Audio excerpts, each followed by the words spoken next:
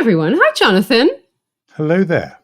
It's Pesach. And you know what's nice about Pesach? That even when we're semi on vacation, I'm still bugging you. I'm still sort of calling in to say how you're doing. I'm like, you'll never be completely released and free. It could be like one of those little sort of movies where I'm hunting the afikoman in the house, and then I look behind some shelves and there's Yonit's face going, "Hi, I've just sent you a WhatsApp."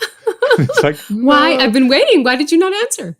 Kind of. Yeah, that does sound like me a little bit. We could recreate that vibe.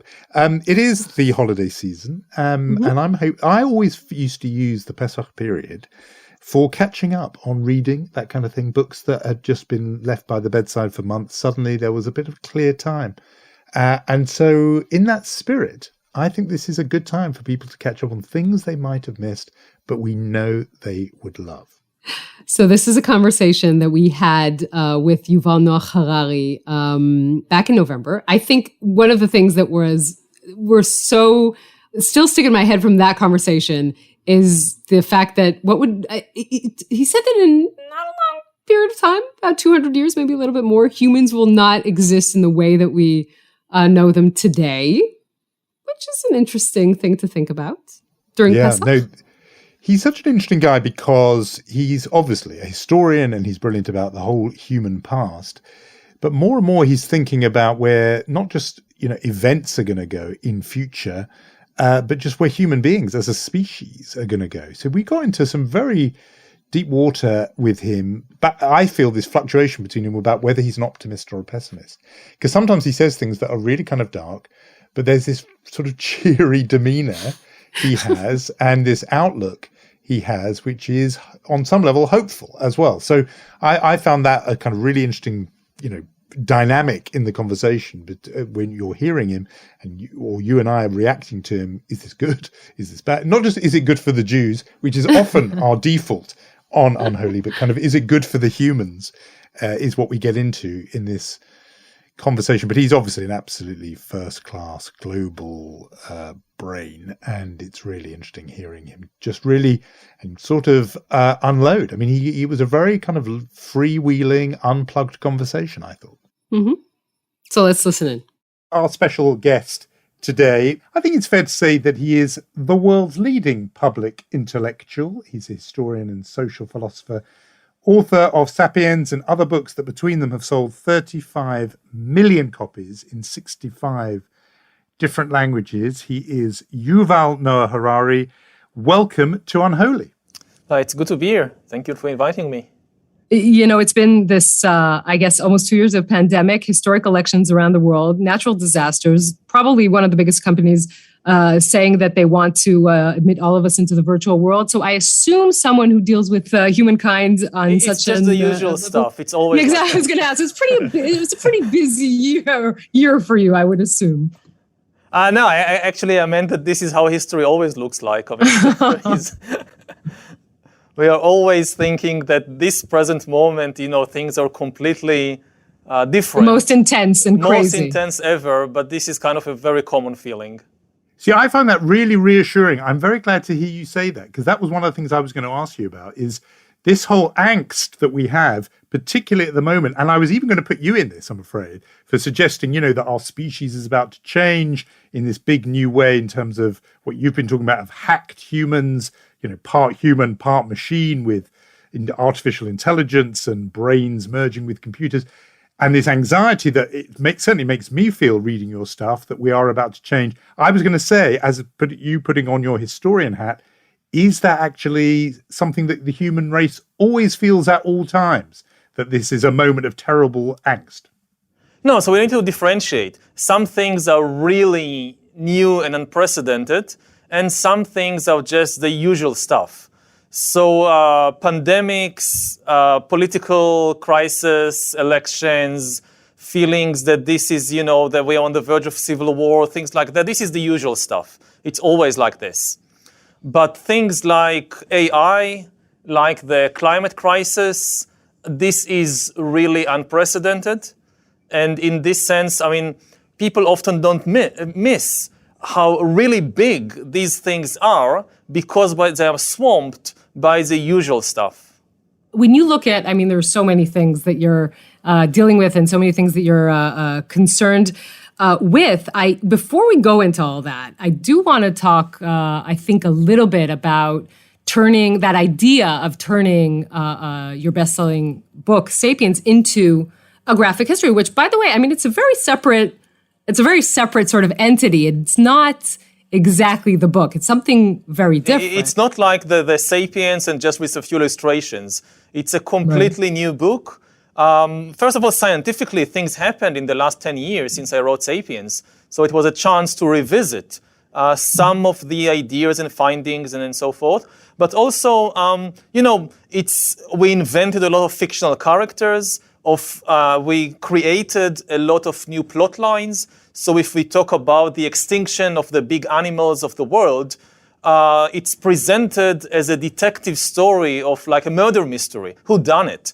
So we create this fictional character, Detective Lopez, and she investigates the biggest crimes in history. So she's on the trail of the worst ecological serial killers in the history of the planet, who, killed all the mammoth and all the big animals of America and Australia and so forth. And of course, she discovered that it's us, Homo sapiens. And then also in volume 2, so she has another big mystery, another big investigation, inequality. I mean, who's responsible for that? So she travels through history to try and understand who is the criminal behind all these hierarchies and discrimination and so forth. So it's a completely different approach to how to tell history, how to tell science, and this is also what made it such a fun project to work on. And I noticed the artist really had fun with it too, because it plays with all different aspects of the graphic form, doesn't it? There's some that is kind of more conventional superhero comic. There's it's all different styles mixed in there, and you're playing with it. Exactly. It was a chance to play with as you say, with different artistic genres. And you have one page which kind of paraphrases the great works of Western art to present certain events in history. And then you have a superhero comic. And then you have some, old-fashioned 1950s Flintstone kind of comic. And so almost every chapter is different. How hard was it to decide on how your character is going to look like? Because you're a hero, obviously. You're a protagonist in that. I mean, did that take forever? No, I don't like this illustration. Give me a new one. Yonit, you may be projecting here. You may be just a little bit. How you would be if there was a graphic history with I would kill the project. I can't. No, it's not a good I tried to do it, actually. I tried to say, no, I don't want to have my character in there. And we had a lot of discussions about it. And in the end, the kind of compromise was that we will have a character based on me on condition that I'm not the only scientist who kind of presents everything, but we'll have a group of scientists from different disciplines, some of them real people, some of them, again, fictional characters, to convey the important message that science is never the product of a single individual. It's always a communal enterprise. Most of what I know about not just, history, but of course also about archaeology and genetics and biology, it comes from the work of other people. So we have this group of scientists, and also they sometimes argue, they don't agree on everything. And this was kind of the solution we found. One thing interests me is you mentioned just then that you were going back to revisit the ideas in what I, as a Brit, would call Sapiens. And it struck me that in recent years, a lot of the things you're asked to talk about, and you're invited onto stages all over the world, is about the future. And here, for this book and this project that made your name, it was obviously a history, and it was about the past. But in most of your current preoccupations and what you're thinking and writing about, are you more now this rather new thing, which is a historian of the future than a historian of the past? My understanding of history is that history is not the study of the past. History is the study of change. We study change, how things change, how societies, political systems, humanity, how they change. We study it by looking at the past. But of course, we want to understand the present and the future. Nobody really cares about all these kings and battles that happened thousands of years ago. What we care about is ourselves. Hey, history student here, so we care. I'm a history professor. I can honestly tell you that, most people, they don't care about this king or this empire or whatever. But how they shaped family structure or gender identity today and what it implies to future developments, this is very interesting. This is really why we study history. So unless you connect history to the present and to the future, you're doing only half the job. And, history is mainly about building also human identities. But our identities are not just about the past, they are equally about the future.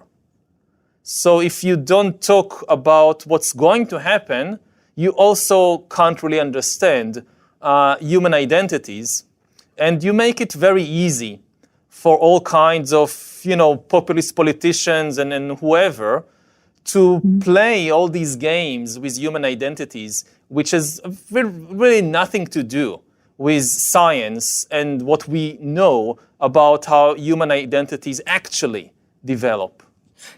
It's interesting you mention populists and leaders, and I think in one of your recent Q&As, it was in the Guardian newspaper. Look at me plugging my co-host's newspaper.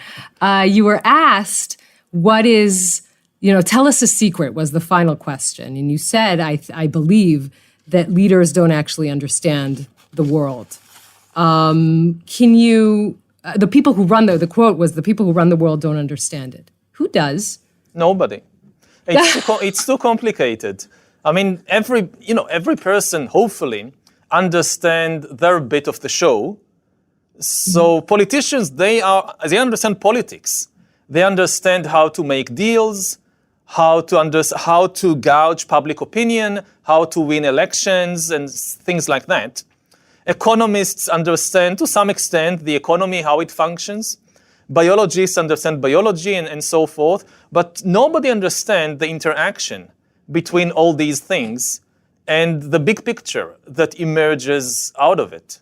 Well, that's a good starting point, that nobody gets the full picture. But you mentioned about human identities, and our starting point was this thing about the angst we're feeling as a species. And I'm curious to know whether you think this stuff about whether it's genetic engineering, or the bit that freaks me out particularly is our brains merging with computers somehow. And you can sort of see it with people walking around with the phone in their hand as if it's almost now another limb, an extension of their body. And that, digital man could chase out Homo sapiens almost in the way that Homo sapiens did to the Neanderthals.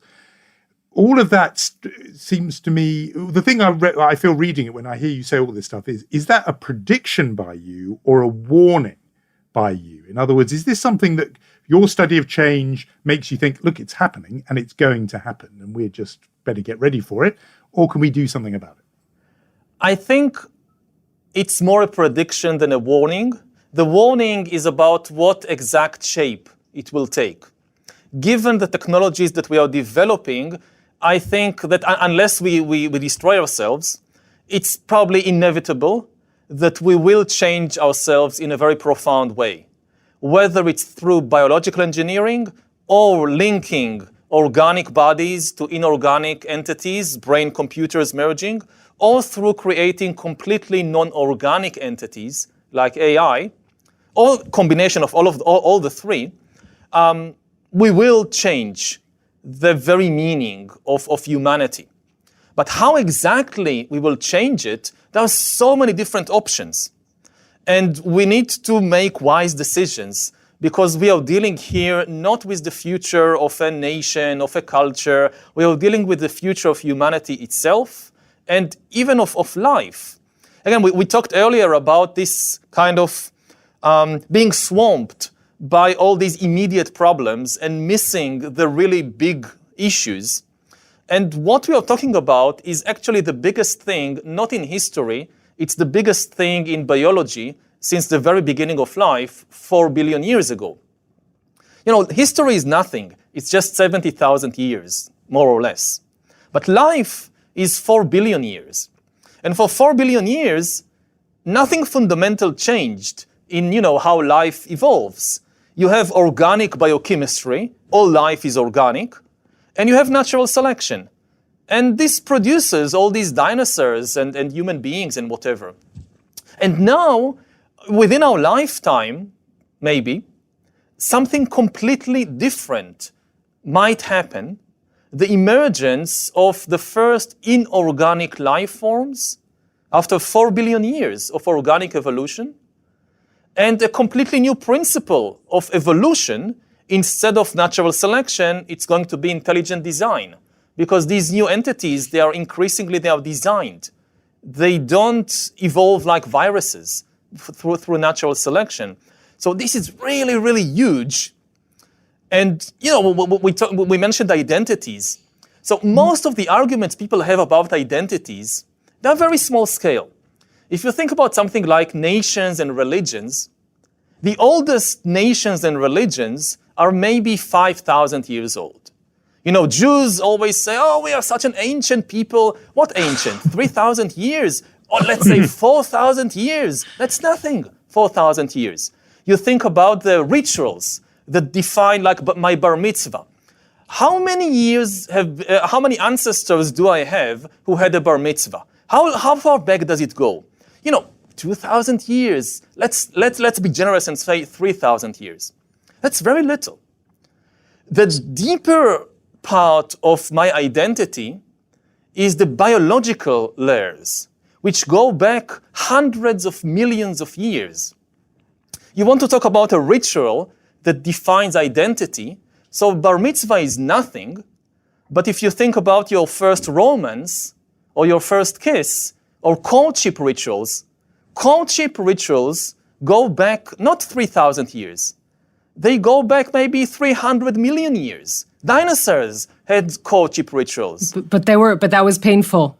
But how will that? So how will all that change? I mean, how will romance change? How will religion won't matter anymore? Nation states won't matter anymore. When we're that they will matter. Okay. They will adapt if they want to survive. Religions are very good, or at least the religions that have survived so far are very good in adapting to new technological and scientific realities. They have this spiel that we never change, we are an eternal truth, but they are completely different from what they were. The Judaism or Christianity of today are a completely different thing than the Judaism or Christianity of 1,000 years ago or 3,000 years ago. In biblical times, Judaism had no Bible, it wasn't written yet, certainly no Talmud and Mishnah. There were no yeshivas, there were no rabbis, nothing of all this. They had temples with priests who sacrifice goats and bulls to the sky god so that they will have rain and things like that, just like the Canaanites and the Assyrians and the other people around them. It's a completely different religion. Over time, it learned how to adapt. To take another example, you think about the Pope. The Pope is one of the people who have learned how to use modern technology better than anybody. His power is based, to a large extent, on modern technology, not on ancient rituals and texts. In the 18th century, the Pope was a nobody. He was the ruler of a small Italian state. And most Catholics in the world, if you're the Pope in Rome and you want to influence Catholics in Brazil, you need to send a letter to the Archbishop of Rio, who then sends a letter to the Bishop of someplace, who then tells the local priest to say something on Sunday. And on the way, people can, ignore it or change it or whatever. It had very little power. And then came radio. And the Pope discovered that he can sit in the Vatican and speak to a microphone, and hundreds of millions of Catholics in Brazil and the Philippines or wherever listen directly to him. He goes above the heads of all these archbishops and local priests and whatever. And this suddenly made the Pope one of the most powerful people in the world. So religions, they will continue to exist, but they will change their form and learn how to adapt to the new technology. On that thing about technology, so here the three of us talking via Zoom, and people all around the world have been doing that, particularly in the pandemic. It now means that people can work anywhere and live anywhere, basically, because of remote working. And so I'm wondering, especially if the species, or the human species, changes because of technology, whether where people live begins to matter at all, and if it doesn't matter anymore. And I take completely what you mean about how adaptable religions and maybe nations are, but in a way, if place doesn't matter at all in the future, why would there be nations and groups and difference? Because, or if there is difference, it will be organized on completely different lines, won't it? It could. We don't know. I mean, space still matters a lot. We saw this during the pandemic also, that, healthcare, it's very difficult to get virtual healthcare online. If you need to get a vaccine, somebody actually needs to come and put something in your body. It's physical, it's material. Except the future you're anticipating is much less physical. Yes. Isn't it? I mean, it's all about kind of our brains connecting via technology in a way. If we talk about after the transition, when we have these new kinds of beings who are no longer Homo sapiens, they are some kind of organic, inorganic mixture, or completely inorganic, we have no way of talking about it. We have no way of imagining what the world would look like or how these entities would be, because even our imagination is organic chemistry. It's, organic stuff happening in my brain, firing and all kinds of hormones and synapses, and it's still organic biochemistry. Nobody can really imagine what it means to be a non-organic being, or what a society of non-organic entities would look like. We have times, decades, maybe a century or two until we reach that point. In that time, space still matters, and therefore also nations and borders, they still matter. And also history never moves in a kind of, in a smooth way, that all the movement is in one direction. You usually get conflicting movements at the same time. Like everybody's talking about AI and bioengineering, and I'm talking about it. And then you look around, and one of the most important technologies in the world of the early 21st century is stone walls, which is a Neolithic technology. Everybody's suddenly crazy about building walls. And this is such an ancient technology, and it's so powerful. Because, if you live south of the wall, between the USA and Mexico, so yes, you can go online, and you can talk to people in Los Angeles, you live in there is El Paso, and then there is the wall, and then there is Ciudad Rodriguez, how is it called? No, Juarez. So if you live south of the wall, you can talk as much as you want with the people up north, but you can't get the vaccine, or you can't get basic healthcare, or you can't get this or that. So this wall still means so much. And again, after the transition to non-organic entities, who knows? But, if you look back in history, there has always been this huge argument about the importance of the physical reality of human beings versus their cognitive and mental and spiritual capabilities. And you see it, for example, again, going back to early Christianity. The first Christians, which were basically Jews, they accepted the Jewish idea that humans are bodies. They are not immaterial souls. And this is why in the New Testament, it's very clear, Jesus is resurrected in the flesh. And he promises to people that at the end of time, they will be resurrected in the flesh. And the kingdom of heaven will be a material kingdom here on earth. Then, under all kinds of Greek and Persian and other influences, the Christians adopted a very different view, that humans are basically souls trapped inside an evil, a bad material body. And they began to fantasize not about some future bodily existence, but about completely freeing the good, wonderful, immaterial soul from the material body. And then they came up with this idea that doesn't appear in the Bible, that after you die, you go to an immaterial place called heaven, where you exist as an immaterial being forever and ever. So you have this argument going back for thousands of years, and you see it also now. With now this metaverse that Zuckerberg came up with. It goes back to the same question. Are we bodies, organic bodies, physical bodies that exist in a physical world? Or is the body a trap, a prison, and by connecting to a screen, we can escape into an immaterial world, which is much better and free from all these ugly and problematic things of the physical material world? I'm kind of pulling us back from the what we're going to become in 100 or 200 years, because I can sense that Jonathan's getting freaked out by this.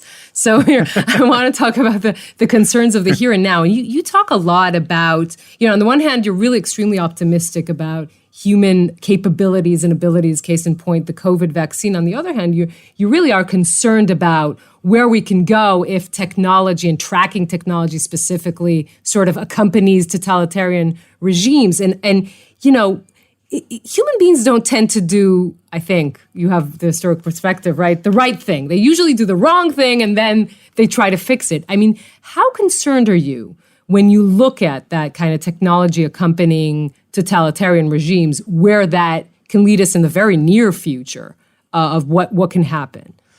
I'm very concerned because, again, something new that we now experience is that for the first time in human history, it's possible to follow everybody all the time, which is, was the dream of tyrants and emperors. And Jewish mothers everywhere. Throughout history. But they couldn't accomplish it. It was impossible technically.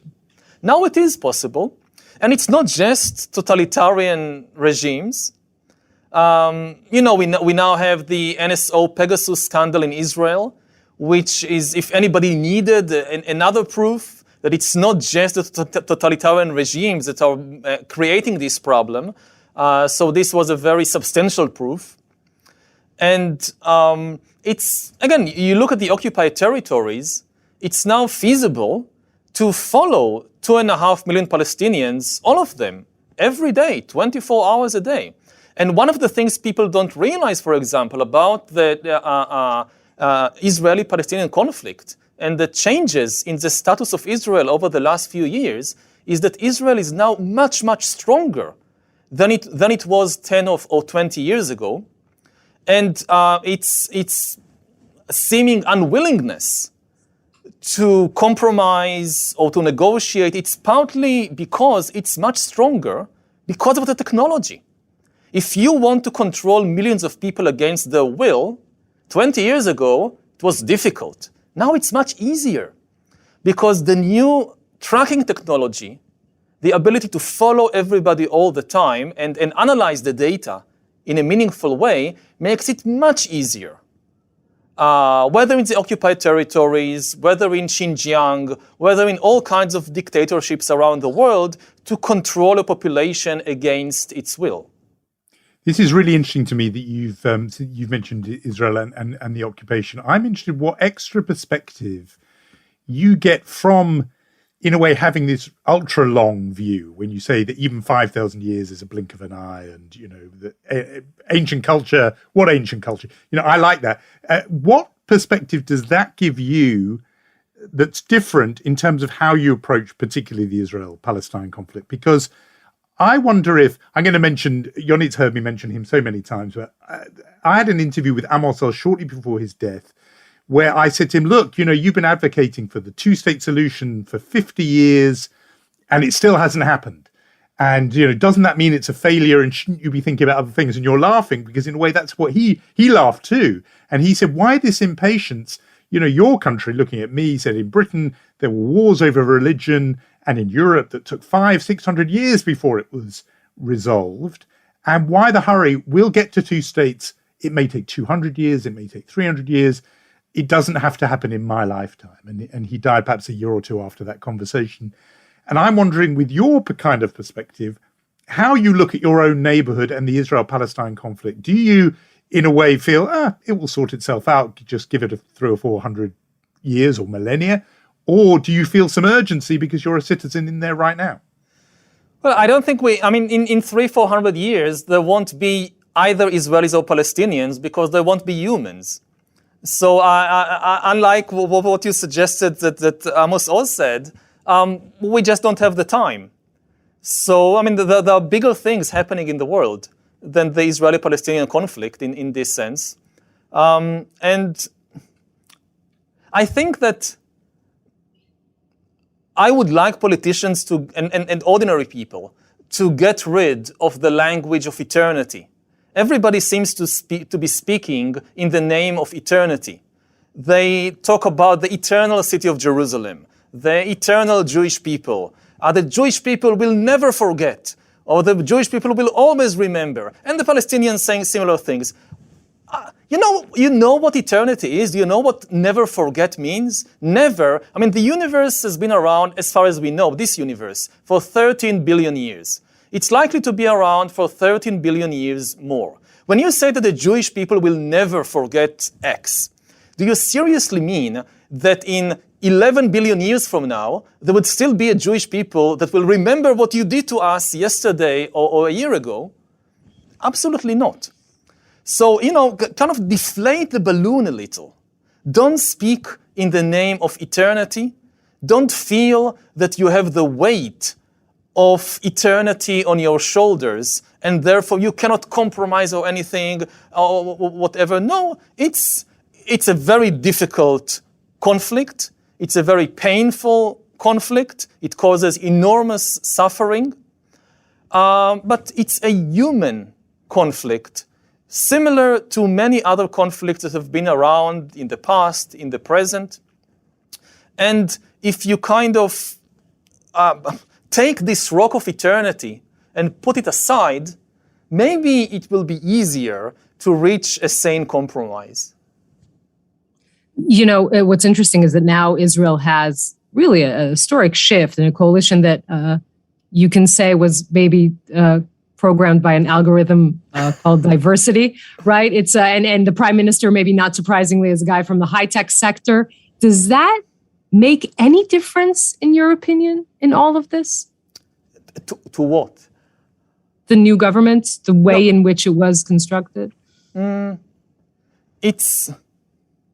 we see it in different countries around the world that in opposition to a populist leader, you get, they are often defeated, or people try to defeat them through new political combinations. You see it in Hungary, for example, when the extreme right, the Jobbik party, and the center left, they joined forces to resist Viktor Orban. They managed to win the elections for the Budapest mayor this way by having a common candidate, and they plan on doing the same thing in the general elections coming, I think, next year. I don't know if they succeed, but you see this pattern that because, populism is not a clear ideology.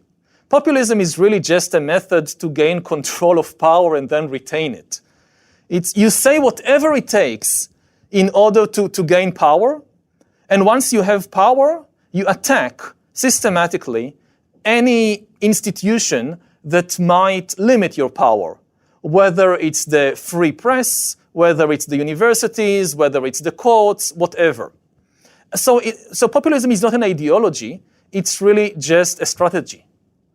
And therefore, when opposing it, you often see that people of very different ideologies reach the conclusion that if they want to preserve the democratic system, they need to, in a way, fight fire with fire. Mm-hmm. If the populists have no ideology, They just have a methodology, just a strategy to gain power. So we need to put aside the ideological differences and unite against them to just, first of all, save the democratic system. Once that's done, then we can get back to the messy ideological differences between us.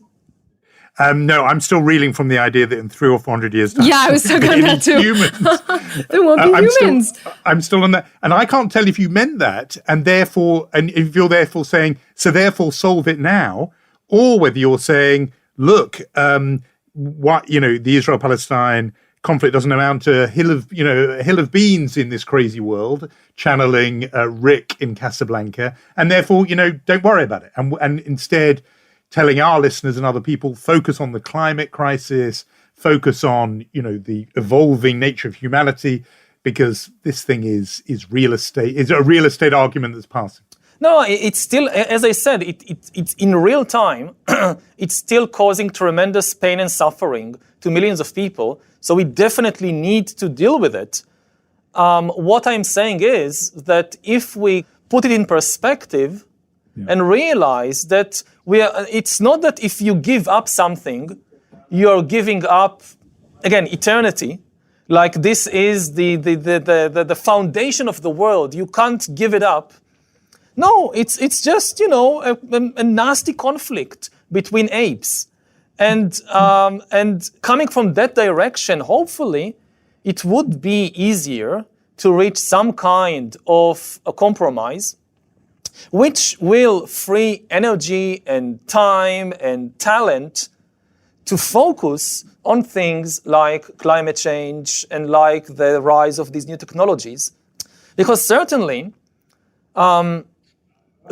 in addition to all the immediate suffering it is causing, this conflict and other conflicts around the world also are just an extremely dangerous distraction from the major global problems that we all face.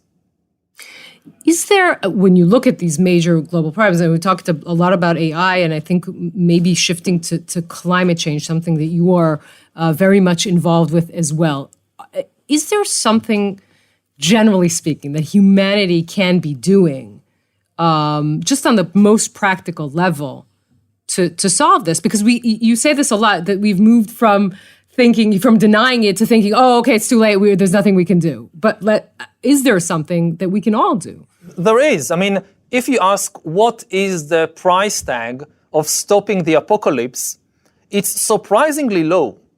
It's not my estimate. I'm basing it on the estimates of several different committees and panels of experts that reached a sort of consensus that the magic number is just 2%. 2% of global annual GDP. If humanity starting today invests 2% of global annual GDP in developing new eco-friendly technologies and infrastructure, this should be enough to prevent catastrophic climate change. Now, 2% of global GDP is a lot of money. It's currently $1.7 trillion. But it's a very small piece of the pie. And if you look at what humanity is spending a similar amount of money on, the war in Afghanistan cost $2 trillion. Of course, over 20 years, but just by one country, the United States.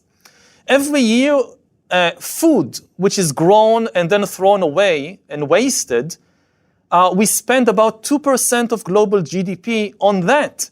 On it, we basically throw to the bin 2% of global GDP every year. If you think about, the biggest thing is tax evasion. It's estimated that about 10% of global GDP is in tax haven and being kind of taken away from the taxation system by all these tricks of corporations and billionaires. So we don't need new taxes in order to solve the problem. We just need to collect the existing taxes, the old taxes. That's enough. Or to give one more shocking statistic, every year, governments around the world give $500 billion in subsidies for fossil fuels.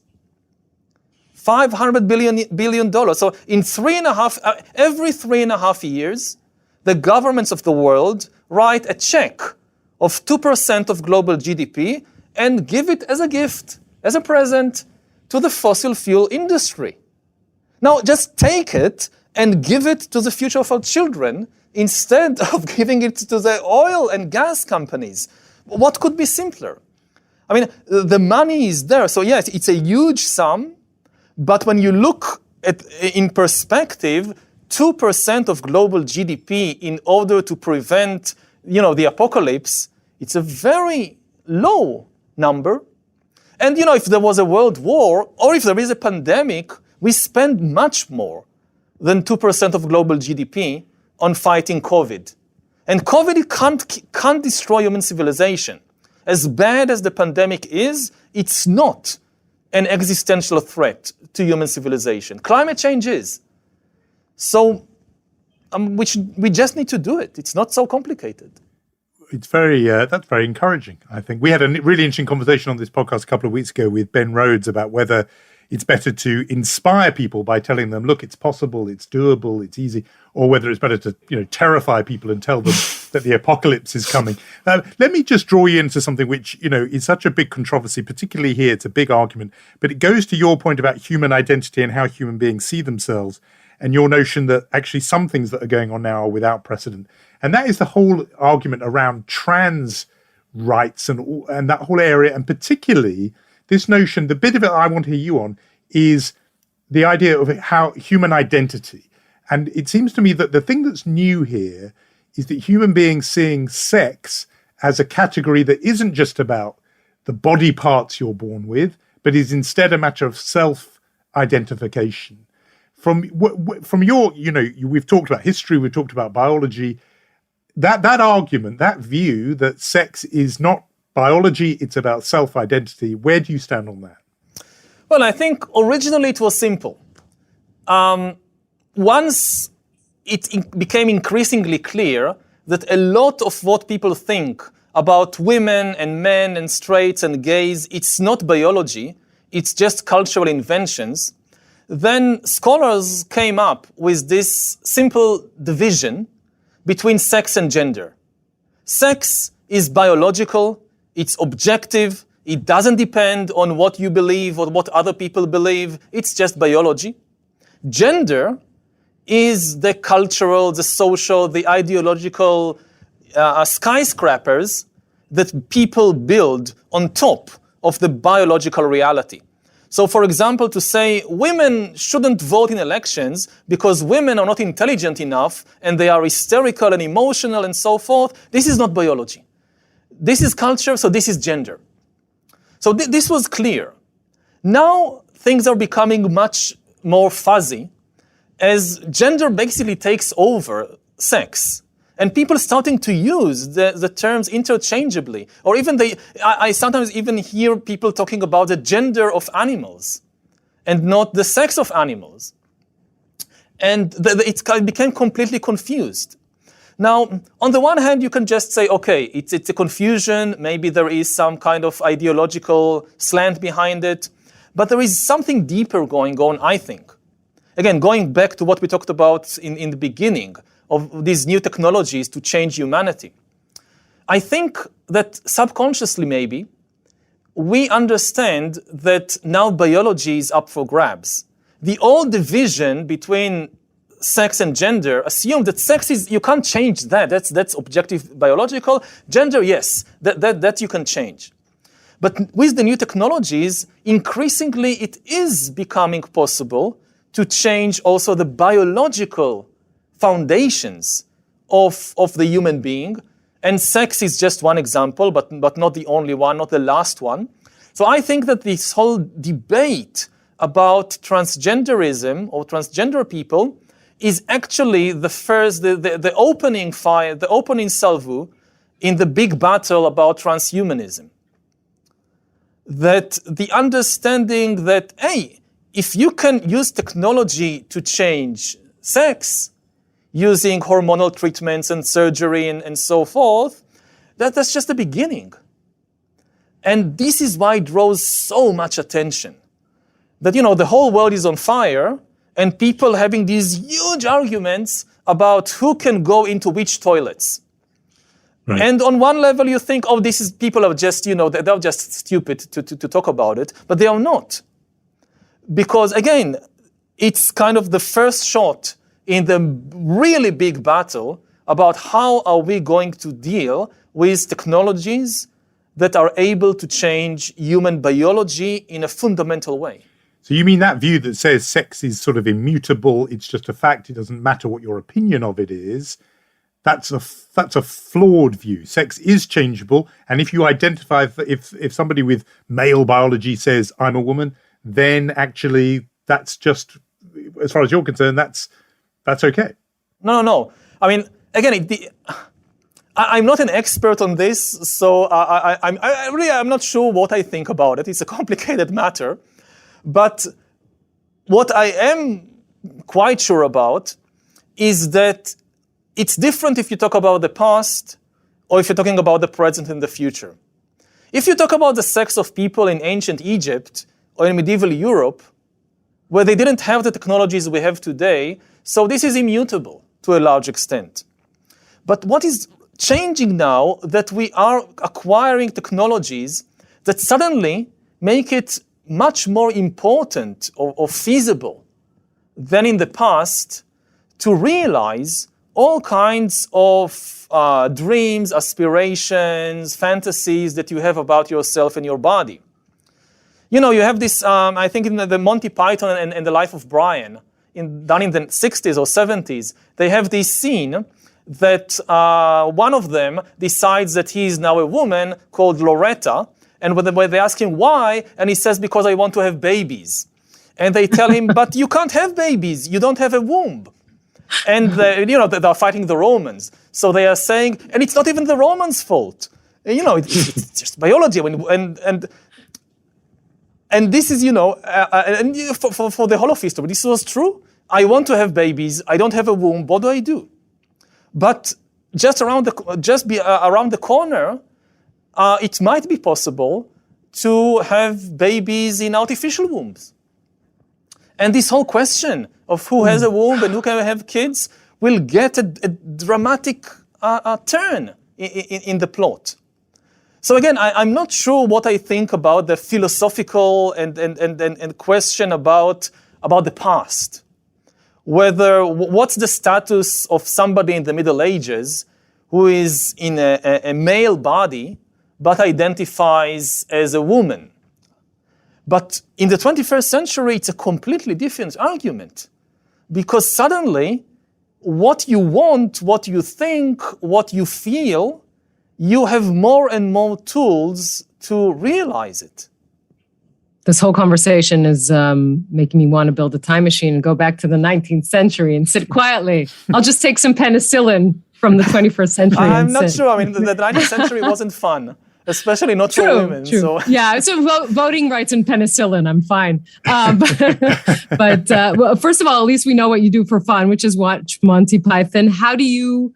can we say that you're on your way to meditation retreat? Can we say that? Yes, on Sunday I'm going on, like in a couple of days, I'm going to a 2 months meditation retreat. 2 months? Oh. Yeah. That is unreal. And during that, I mean, in that, I've got to know this. In that period, what do you not do? I mean, and what do you do? I mean, does your phone and computer get switched off? Are you reading? Are you studying? In the first part, I volunteered. I helped to kind of run the place. So I'm still in connection. But then the second month, it's completely complete silence and complete disconnect from the world. So there are no phones, no computers, no books, no pens, papers, nothing. You're just there with your mind and body. Where is this, by the way, in the world? In Israel. Okay. In Israel, you found a place where you're completely disconnected? That's amazing. It's a meditation center. So, it's near Kibbutz Dgania. So you can hear they have a party at the pool. So you can hear Omer Adam. That's for sure. But so not completely. But. It's so interesting because... But it's the same in India. You know, I usually go to India now because of the corona. It's more difficult. So I sit in the meditation cell in the meditation center in India, and on the outside you hear all these Bollywood hit songs and whatever. It's difficult to find a really isolated place these days. It's so interesting that Yoni and I think, both assumed it obviously has to be outside Israel if it's going to be quiet. No, because you talked about quiet, and this calm. I was like, no, this place does not exist in this country. But yeah. But I'm amazed about the no books thing. The no books thing astonishes me because I just assumed that somebody like you, we build you, I think rightly and fairly, as probably the most famous intellectual in the world right now. The idea that you can live without books for even a week, let alone a month, astonishes me. You need space in order to really explore the reality within you. There are many things in life that you will never gain from books. No matter how many books you'll read, you'll never understand these things. So books have their place in life. I write books, I read books, they're important, but they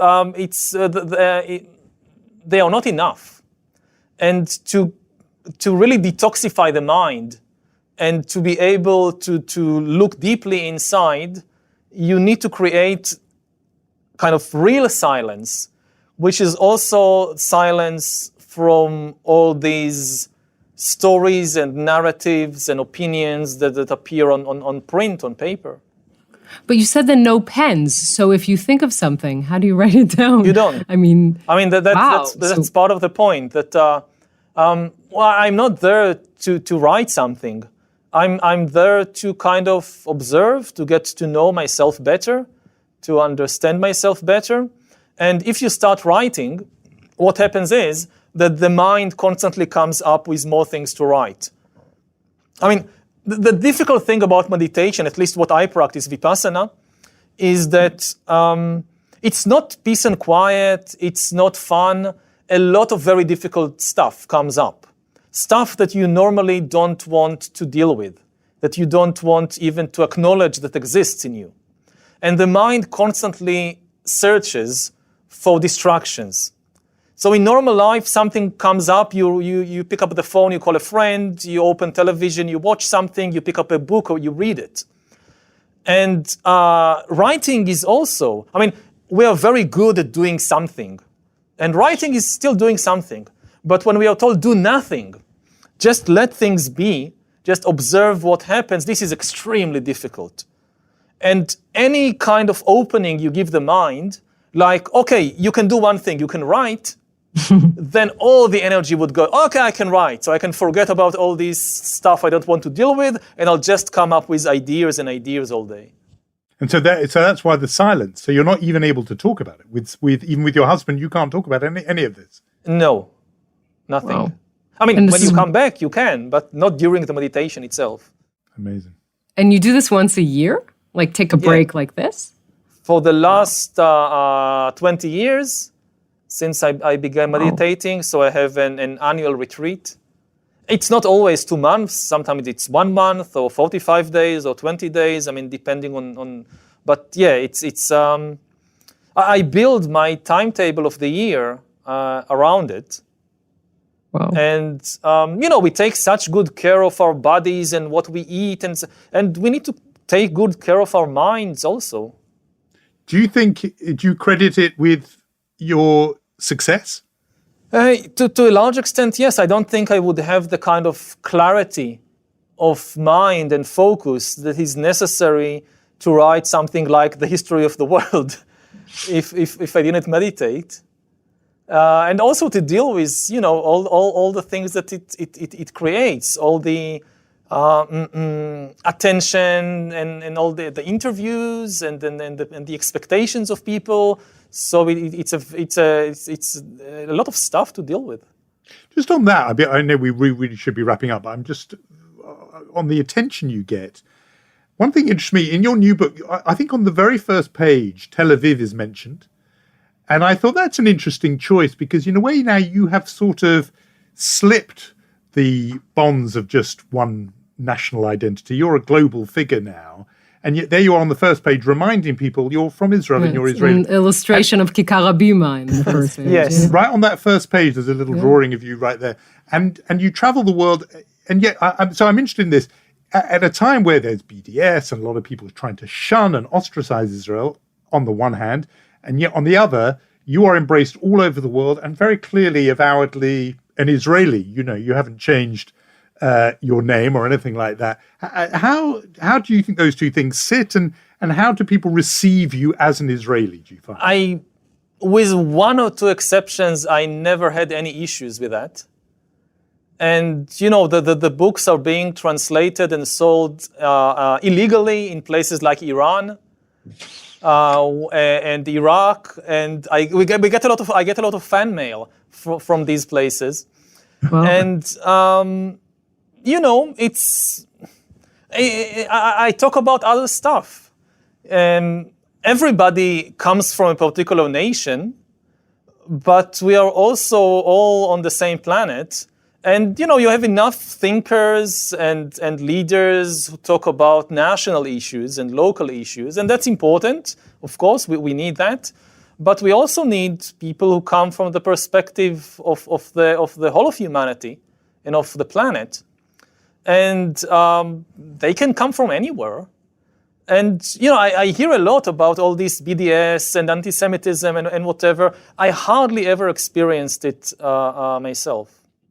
We thank you so much for this conversation, Professor Yuval Harari. I think we feel smarter, and we wish you a great retreat with a lot of interesting things going on in your head. And thank you for all that you do. Thank you for making history cool. We're not going to let our children hear the bit where you said you can't learn everything from books. No, we're going to not. They're not going to listen to that. You can learn we'll everything from books, especially yours.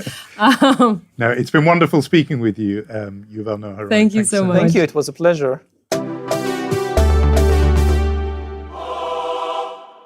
So that was Yuval Noah Harari. I always think that there aren't too many people in the world who are able to sort of have that bird's eye view and touch upon so many topics with really just go in depth and with his own insights and reveal his secret for having ideas, which is just to disappear and not talk for 2 months. Should we try that? You should have tried that. Why don't we try that? You and me. Why don't we see if we can submit ourselves to the Harari Is this like a subtle treatment? British way of telling me that I should just shut up for 2 months? I think that's what it was.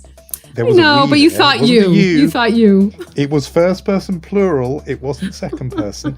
If you've enjoyed that, we have another treat for you next week. So do stick with us and join us then. In the meantime, hope you're having a good Pesach. You, Yonit, and people listening, Chag Sameach. Chag Sameach.